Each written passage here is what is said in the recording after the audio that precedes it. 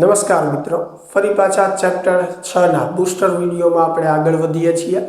આજનો આપણો ટોપિક છે ગતિકીય ઈએમએફ। હવે ચેપ્ટરની શરૂઆતમાં જ આપણે સમજ્યા હોઈએ કે જ્યારે વાહક સાથે સંકળાયેલું ચુંબકીય ફ્લક્સ બદલાય ત્યારે વાહકમાં પ્રેરિત ઈએમએફ ઉત્પન્ન થાય છે। હવે પ્રેરિત ઈએમએફ જે છે એ બદલવાના ચુંબકીય ફ્લક્સ બદલવાના આપણી પાસે ઘણા બધા રસ્તા હોઈ શકે। જેમ કે અહીંયા આ ચુંબકીય ક્ષેત્રની અંદર મેં એક ગૂંચળું રાખેલું છે, તો આ ગૂંચળું જે છે એની સાથે સંકળાયેલું ચુંબકીય ફ્લક્સ બદલાય એટલે આની અંદર ઈએમએફ ઉત્પન્ન થાય। તો ફ્લક્સ બદલવાનો રસ્તો પહેલો એ છે કે જે આ બાહ્ય ચુંબકીય ક્ષેત્ર છે એ હું કોઈ પણ રીતે બદલું। ગૂંચળું અહીંયા સ્થિર જ છે, બરાબર। આ ચુંબકીય ક્ષેત્ર બદલું છું તો આમાં જે ઉત્પન્ન થશે ઈએમએફ એને આપણે પ્રેરિત ઈએમએફ કહીએ। એવી રીતે હું કરી શકું કે આ ગૂંચળાની અંદર કંઈક એવી ગોઠવણ કરું કે ગૂંચળું નાનું મોટું થયા કરે, એટલે કે એનું ક્ષેત્રફળ વધઘટ થયા કરે, તો પણ ફ્લક્સના સૂત્ર પ્રમાણે ફાઈ બરાબર શું થશે? બી ઇન્ટુ એ બદલાશે તો ફ્લક્સ બદલાશે, અને ફ્લક્સ બદલાશે તો પણ ઈએમએફ ઉત્પન્ન થશે।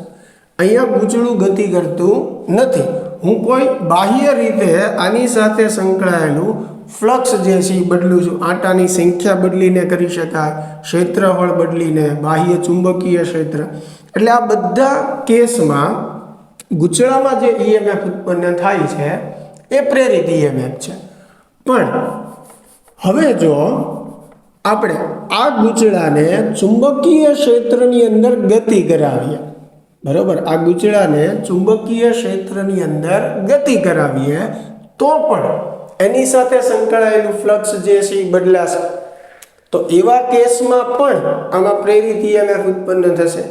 તો જ્યારે ચુંબકીય ક્ષેત્રની અંદર કોઈ વાહક ગતિ કરે અને એની સાથે સંકળાયેલું ચુંબકીય ફ્લક્સ બદલાય અને એમાં પ્રેરિત ઈએમએફ ઉત્પન્ન થાય તો એવા પ્રેરિત ઈએમએફને આપણે ગતિકીય ઈએમએફ એ કહી શકીએ। જેમ કે એક બીજા કેસ દ્વારા સમજીએ આપણે। અહીંયા ગૂંચળું છે, એની સાથે આપણે આ ચુંબક રાખેલું છે। હવે આ ચુંબકને જ્યારે આપણે ગૂંચળાની નજીક લાવશું, દૂર લઈ જઈશું, એટલે આગળ પાછળ ગતિ કરાવશું, ત્યારે ગૂંચળામાં ઈએમએફ ઉત્પન્ન થશે। તો આ કેસમાં ગૂંચળામાં જે ઉદ્ભવતું ઈએમએફ છે એ ફક્ત પ્રેરિત ઈએમએફ છે, બરોબર। કેમ કે અહીંયા ગૂંચળું ગતિ કરતું નથી, હું અહીંયા ચુંબકને ગતિ કરાવી અહીંયા ચુંબકીય ક્ષેત્ર બદલું છું, એટલે આ કેસમાં એ પ્રેરિત ઈએમએફ છે। પણ જો હું ચુંબકને સ્થિર રાખું અને આ ગૂંચળાને ગતિ કરાવું તો ગૂંચળા સાથે સંકળાયેલું ફ્લક્સ બદલાશે, તો પણ ઈએમએફ ઉત્પન્ન થશે।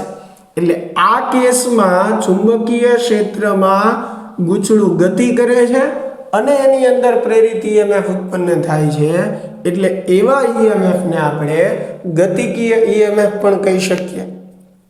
તો આ ક્લિયર થાય છે તમને કે ગતિકીય ઈએમએફ આપણે ક્યારે શબ્દ વાપરી શકીએ।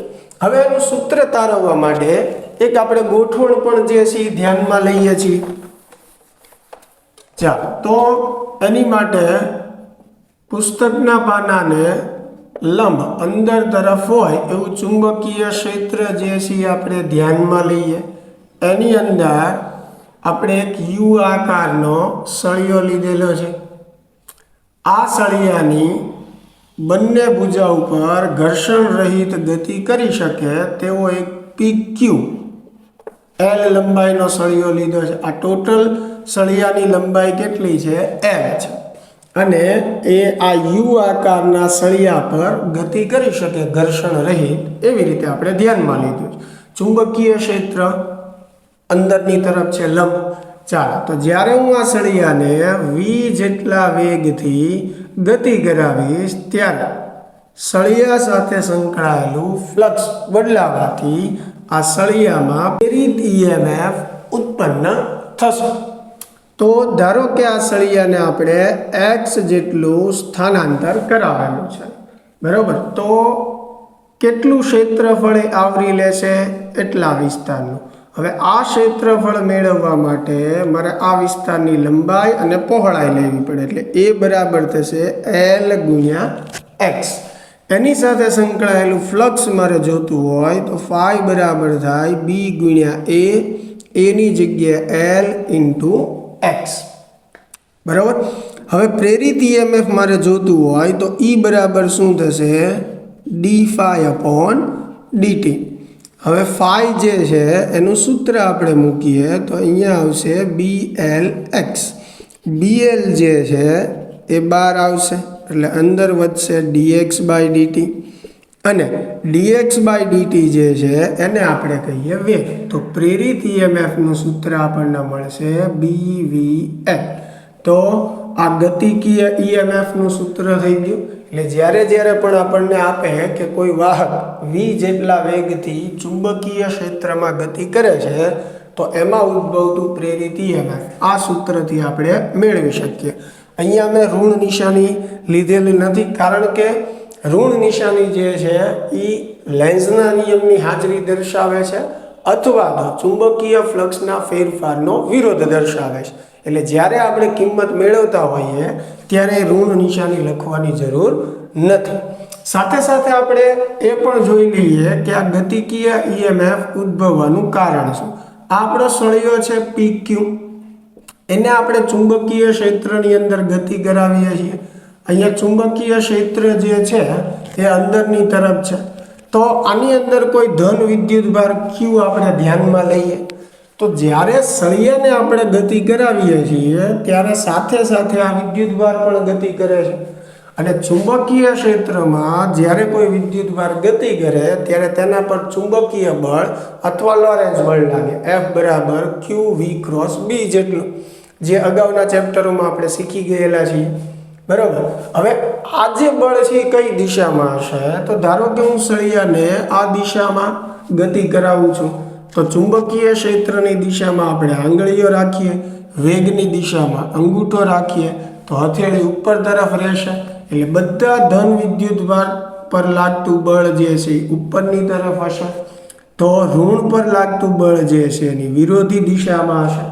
બરાબર. તો આવી રીતે જ્યારે ચુંબકીય ક્ષેત્રમાં આપણે વાહકને ગતિ કરાવીએ છીએ ત્યારે વાહકની અંદર રહેલા ધન અને ઋણ વિદ્યુતભારો છે એની ઉપર પરસ્પર વિરોધી દિશામાં બળ લાગે છે. એટલે વાહકનો એક છેડો ધન સ્થિતિમાને હોય છે, એક છેડો ઋણ સ્થિતિમાને.